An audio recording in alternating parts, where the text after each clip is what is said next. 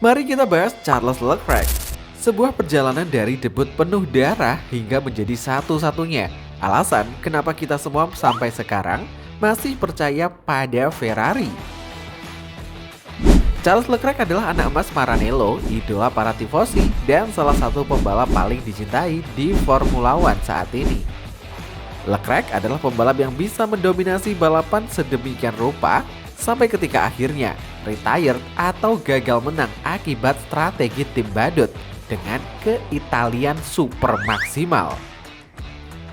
Dulu banyak orang percaya kalau Charles Leclerc adalah calon juara dunia Formula One berikutnya.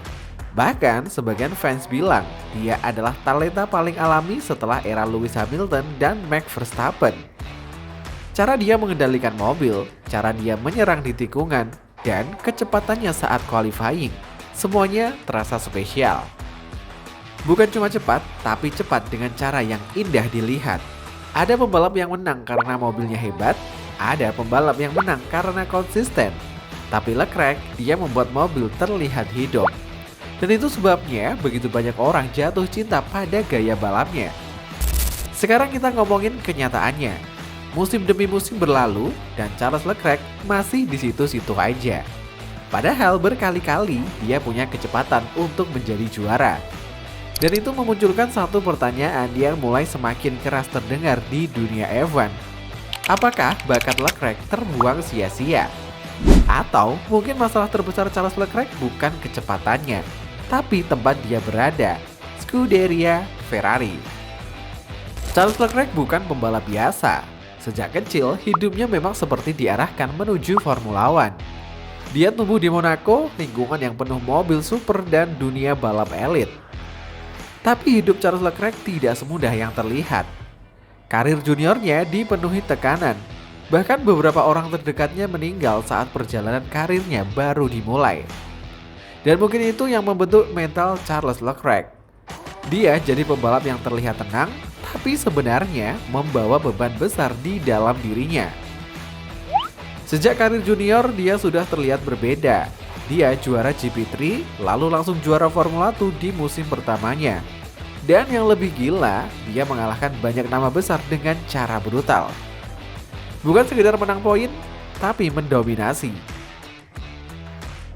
Saat pembalap lain terlihat kesulitan menjaga ban, Charles justru tetap menyerang. Saat pembalap lain bermain aman, dia mengambil risiko. Ferrari seperti menemukan harta karun, makanya Ferrari bergerak cepat memasukkan Charles Leclerc ke akademi mereka. Ketika debut bersama Sauber F1 Team pada 2018, semua ekspektasi itu langsung terbukti. Mobil Sauber saat itu bukan mobil hebat, bahkan sering tertinggal dari tim-tim besar. Tapi Charles Leclerc berhasil membawa mobil itu masuk poin berkali-kali. Dan gaya balapnya benar-benar bikin orang merinding. Dia muda, cepat, dan sama sekali tidak takut. Ferrari mempromosikan Charles Leclerc ke tim utama hanya setelah satu musim rookie. Dan yang lebih mengejutkan, dia dipasangkan langsung dengan juara dunia 4 kali Sebastian Vettel. Banyak orang mengira Charles Leclerc akan kesulitan karena Vettel bukan sembarangan pembalap. Dia legenda Ferrari, juara dunia, dan sangat berpengalaman. Tapi yang terjadi justru sebaliknya. Charles langsung tampil luar biasa, bahkan perlahan dia mulai mengalahkan Vettel sendiri. Dan itu bukan hal kecil, karena di Ferrari mengalahkan rekan setim seringkali lebih sulit daripada mengalahkan rival. Dan tahun 2019 jadi awal lahirnya superstar baru Formula One. Charles Leclerc menang di Belgian Grand Prix. Kemenangan yang emosional karena terjadi sehari setelah kematian sahabatnya Anthony Hubert. Dan seminggu setelahnya, dia menang di Italian Grand Prix, Monza, kandang Ferrari, tempat paling sakral untuk tim itu. Dan suasananya benar-benar gila. Puluhan ribu tifosi berdiri, menangis, berteriak. Karena untuk pertama kalinya setelah bertahun-tahun, fans Ferrari akhirnya merasa mereka menemukan penerus sejati setelah era Michael Schumacher. Saat itu, masa depan terlihat perfect, gelar juara dunia tinggal menunggu waktu. Tapi ternyata itulah awal dari tragedinya. Masalah terbesar Charles Leclerc bukan soal skill. Masalahnya adalah Ferrari itu sendiri. Karena makin lama, tim ini mulai terkenal dengan satu hal, kekacauan strategi tingkat kocak. Dan fans F1 pasti tahu maksudnya. Balapan demi balapan, Ferrari sering membuat keputusan aneh. Kadang pit stop terlalu lambat, kadang salah memilih ban. Kadang strategi mereka benar-benar tidak masuk akal. Kadang radio tim mereka bahkan terdengar seperti orang panik. Dan yang paling menyakitkan, seringkali semua itu terjadi saat Charles sedang memimpin balapan. Contohnya Monaco Grand Prix. Balapan kandangnya sendiri, Charles berhasil pole position. Seluruh Monaco berharap dia menang di rumahnya sendiri. Dan bagi pembalap Monaco, menang di Monaco itu lebih dari sekedar kemenangan. Itu mimpi masa kecil. Tapi bahkan sebelum balapan dimulai, mobilnya rusak. Dia bahkan tidak bisa start dan itu terasa seperti kutukan. Karena sepanjang karirnya, Monaco selalu menjadi tempat yang menyakitkan bagi Charles Leclerc. Lalu masuk ke musim 2022, akhirnya semuanya terlihat berubah. Ferrari punya mobil yang benar-benar cepat.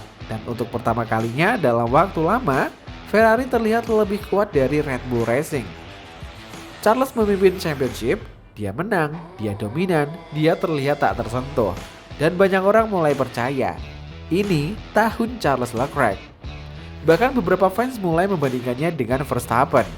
Karena saat itu Charles terlihat seperti satu-satunya pembalap yang benar-benar bisa melawan Max. Tapi semuanya mulai runtuh. Di Spanish Grand Prix, engine Ferrari meledak saat Charles memimpin nyaman. Dan momen itu benar-benar brutal karena dia sudah mengontrol balapan sepenuhnya. Tidak ada ancaman, tidak ada tekanan, lalu tiba-tiba semuanya hilang dalam hitungan detik. Di Azerbaijan Grand Prix, lagi-lagi engine rusak. Dan perlahan, orang mulai sadar Ferrari bukan cuma lambat secara strategi. Mereka juga tidak cukup kuat secara reliability. Crash di French Grand Prix jadi salah satu momen terburuk. Saat dia sedang mengejar gelar dunia, dia mendorong mobil terlalu keras. Lalu kehilangan grip dan mobil Ferrari menghantam barrier. Setelah crash itu, radio Charles terdengar hancur. Dan mungkin untuk pertama kalinya, orang melihat betapa besar tekanan yang dia rasakan. Karena dia tahu, kesempatan juara dunia tidak datang setiap tahun.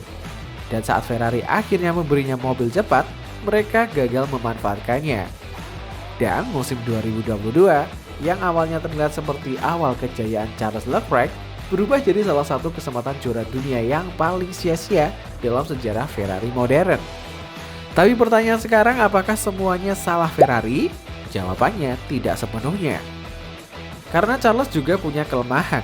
Kadang dia terlalu emosional, terlalu memaksa. Kadang saat frustasi, dia mulai overdriving. Dan itu membuatnya sering melakukan kesalahan kecil yang mahal.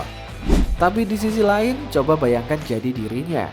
Kamu sudah tampil sempurna, sudah pole position, sudah memimpin balapan, sudah melakukan semuanya dengan benar. Lalu timmu sendiri menghancurkan semuanya. Sekali mungkin masih normal, 2 kali mungkin masih bisa diterima. Tapi kalau terus-terusan, mental siapa yang tidak hancur coba? Banyak pembalap di paddock menganggap Charles sebagai salah satu qualifier terbaik generasinya. Masalahnya, kecepatan saja tidak cukup untuk menjadi juara dunia Formula One. Kamu juga butuh tim, mobil, strategi, dan momentum yang sempurna. Sekarang Charles masih ada di Ferrari. Dan jujur, dia masih cepat. Banyak yang percaya dia masih salah satu pembalap paling berbakat di grid saat ini. Setiap kali qualifying, dia masih bisa melakukan lap yang membuat semua orang tercengang. Masalahnya, F1 gak ngasih trofi untuk yang hampir juara.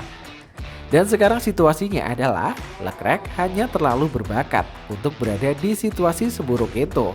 Atau mungkin lebih menyakitkan lagi, Ferrari tidak gagal menemukan talenta, mereka gagal menjaganya. Dan kalau suatu hari Charles benar-benar meninggalkan Ferrari, mungkin saat itu dunia baru sadar betapa besar bakat yang selama ini perlahan terbuang begitu saja.